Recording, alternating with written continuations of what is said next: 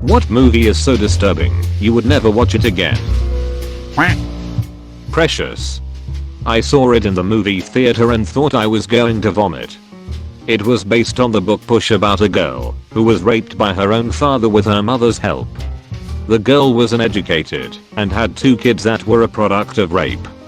The book showed her progress throughout the years, but watching her story play out on a screen made me look at the world differently. The mom was played by Monique, and anything she was in after that movie, I can't watch it. I get that it was a deep dramatic role for her, but she played it too well. Come and See. It is a WWII movie that focuses on a young boy who joins the Soviets to fight the Germans. And the scenes in that movie are so horrific. There is one scene that involves a barn being burned that my mind still flashes to and makes me sick to my stomach. The barn and the girl blowing the whistle in a daze. I'd picked it for a high school social studies report because of its high ratings on IMDb. After watching it, I was like, what the hell did I get myself into? And then I had to watch it again to write my report. A French horror movie called Inside, a Lindsay Weir. After a car accident kills her unborn child, a woman goes after the other driver, a pregnant woman. It is ducked. The Girl Next Door, 2007. This movie turned me into an emotional zombie for days after. It's amazing, but don't watch it. The part that really messed me up was learning that it was based on a true story far too closely. The people that committed those horrific acts, some became family counselors and educators. The mom got parole. No one did their time. People served more time for marijuana possession. My mind immediately went to the Elisha Cuthbert movie with the same title and was thoroughly confused. Then, after reading your description, I realized there definitely is another film with the same title. I can't remember what it's called, but it was based off the true story where that girl was hitchhiking and got kidnapped and lived in a box for 7 years. Wasn't it called The Girl in the Box or something along those lines? Edit, it's called Girl in the Box. Colleen is from my town. She's been in the news just last week because her kidnapper and captor is up for parole and she's justifiably upset. What the actual duck? He shouldn't be allowed outside. That's so horrible. Dead girl. Some guys find a dead girl, she is a zombie, and proceed to continuously have sex with her body. This progresses until one of the guys begins cutting holes into her body to have sex with, as these holes are warmer and cozier. And then he gets infected when she bites him. Edit, forgot the worst part. We rented this as family movie night, and for reasons I cannot truly understand, watched it in its entirety. So yeah, watched this horrid film with my mom and siblings. I've never seen the movie, but I just read about it on Wikipedia. Apparently he gets infected not because she just happened to bite him, but because she bit his dong after he tried to get a blowjob from a zombie. If the past year has taught us anything, it is that a substantial fraction of the population will give it a go. Antichrist is probably the only movie I've ever turned off in discomfort. I have a strong stomach. Apparently genital mutilation close-ups are my limit.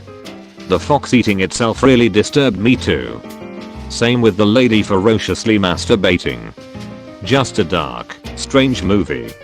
It was recommended to me by a friend who is super chipper and upbeat. Very odd. I watched it in a cinema as a teenager. Some guy literally ran out of the theater apparently having a panic attack. That sounds made up, but it's absolutely true, and was weird as hell. I thought it was the most pretentious nonsense, go nowhere tripe I'd ever seen. I wonder if I'd think differently now I'm grown up.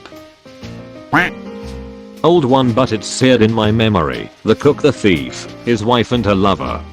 I actually paid to see it in the theater. I don't know what I was thinking. I saw this in my early 20s and came back to it as an older, wiser adult.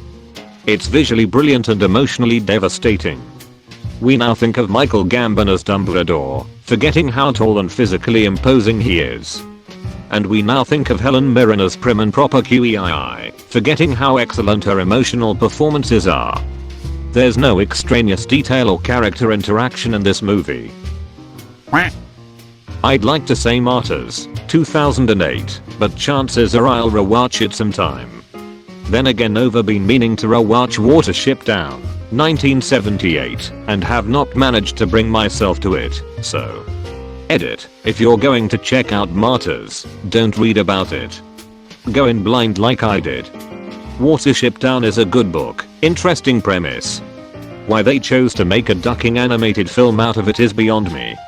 And yes, I saw it in the theater when it came out. I was 11. Thanks, Mom. Leaving Las Vegas. Nicolas Cage lives in a shitty hotel and actively, purposely drinks himself to death. To make it even more depressing, the author of the book it's based on shot himself right after selling the movie rights. He was also an alcoholic, and the book was a kind of suicide note. Dear Zachary, a letter to a son about his father. Ducked me up. What was so messed up about this one? Never heard of it. It's a documentary made to tell a baby about his father, who was murdered by his mother. In the end, the mother also murders the baby. Retattooing. God, I don't even want to explain. Edit, alright, since a handful of you think I'm talking about Ratatouille, the great Pixar film, the one we all love, you're very wrong. I'm talking about Ratatouille, as a cash grab knockoff of the original. You can find videos on it, and I found the whole 40-minute thing on YouTube. If you need more information on it, search up Ratatouille on Google, which should show a picture of rats, and then prepare to go down a rabbit hole. Seeing this pop up in a sea of Cannibal Holocaust and we need to talk about Kevin gave me whiplash. Threads. Up until a few years ago I'd have said the same. I was shown the entire film in school and had vivid nightmares for years. Instead of being paranoid about being vaporized without warning at all times, I started to look into the Cold War as a subject. I'm a bit obsessed now, and having rewatched Threads many times, it's an excellent film. The tiny details in it during the build-up show just how much effort went into it. I completely understand why you wouldn't want to watch it again, but as a cultural icon it's superb. The actress who played the woman who pissed herself when the bomb went off trained at RADA for 5 years and her IMDb has only one entry. Woman who urinated. Uncredited. Sad profession, acting. Sallow. Edit, since this is one of the top comments, I'll add a film I just thought of, In a Glass Cage, Tras el Crystal. I don't want to give too much away, but it's a 1988 Spanish film about a former sadistic Nazi who is now paralyzed and living in an iron lung. This is one of the few movies that left me with a visceral reaction of disgust.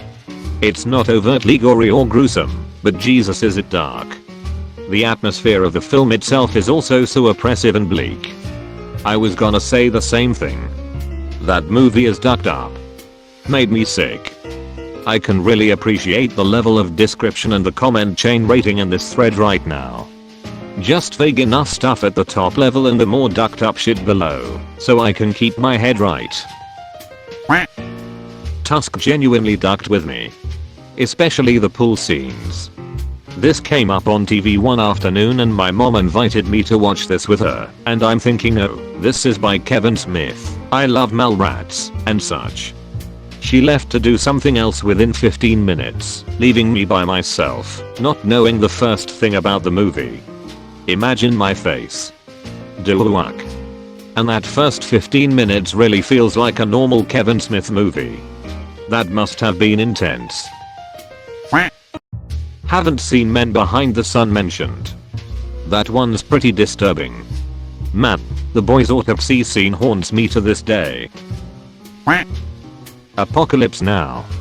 I know a lot of people love it, but the scene where the family is hiding something, and so the soldiers kill them all, and the something turns out to be a puppy. I just wanted existence to be done after that. Eater, I feel I need to add this. I by no means think the entire movie is disturbing. However, for me, that was the moment that I was done. I watched the whole thing and there's some truly amazing moments in the acting, directing, and cinematography. For me, though, those parts were not enough to justify the disturbing parts. There are other reasons I'm not a huge fan of it, but, like many commenters who feel the need to defend their liking the film, those reasons are not relevant to the question. I can recognize the importance and impact of Apocalypse Now and appreciate it and its place in film history and still be disturbed by that or any scene. These things aren't mutually exclusive. Also, thank you for the awards, dear Nonnies. My dad took my mom to see it for their first date. She didn't know what she was in for, plus was not a fan, especially because it was so long, plus she doesn't even like war movies. She used to jokingly say that she should have taken this as a sign. The White Christmas episode of Black Mirror. It's not a movie, but it has more plot than most movies. It's not even about gratuitous gore, it's mostly psychological and hid paranoias I didn't know I had. Also, you can watch it without seeing any other part of the series. I was thinking of White Bear when reading this. That one was tough too. That episode bothered me for weeks afterwards. I went into it unspoiled, and afterwards, I felt like I'd been poisoned. I understand what the statement the story is making, and I can never see it again. Freaking awful. Eden Lake. This is always my answer to this question. I saw it on a whim. Awful. I've a strong gore stomach, but this was a turning point in my life watching horror movies, where I accepted I can't handle heartless and senseless violence and new special effects. I did the whole Requiem for a Dream thing enough in HS. I never need to watch that depressing movie again. I'm going to be on television. The mother's character really messed me up and made me terrified of lonely isolation later in life. The mother's character was definitely the most tragic. Ellen Burstyn is great and played her so well. I have rarely been more uncomfortable watching a movie. Yeah, the others knew the risks. Whereas she thought she was taking diet pills so she could fit into her dress and look good on television. So sad. Dancer in the Dark, emotionally just brutal. Crushed me, never want to see again. Event Horizon was deeply disturbing. Wolf Creek marked the beginning of gore porn, utterly without hope of survival films and end of more fun horror films like Scream, and I never ever want to watch shit that ducking bleak again. Thank Babibel Tucker and Dale came along to save the day. I saw Event Horizon 20 years ago as a high schooler, and I'm still not over it. Low-key genuinely think about that movie and Sam Neill in the captain's chair all the time. I use the quote "where we are going, we don't need eyes" a lot more than I care to admit. Irreversible. This movie still haunts me. That rape scene is still one of the things that has never sat well with me in any context. Me too. The random person that appears at the other end for a while then thinks better of it and leaves is one detail that plays on my mind even now. I still replay that part in my head when I rewatch David Fincher's SE7N and Debt. Somerset says, well, in any major city, minding your own business is a science. First thing they teach women in rape prevention is never cry for help. Always yell fire. No one ever answers to help. This bothers me on so many levels. Bone Tomahawk. It was a really great movie until it was awful to watch. It is very slow moving, but the dialogue is great. However, the ending is very hard to watch.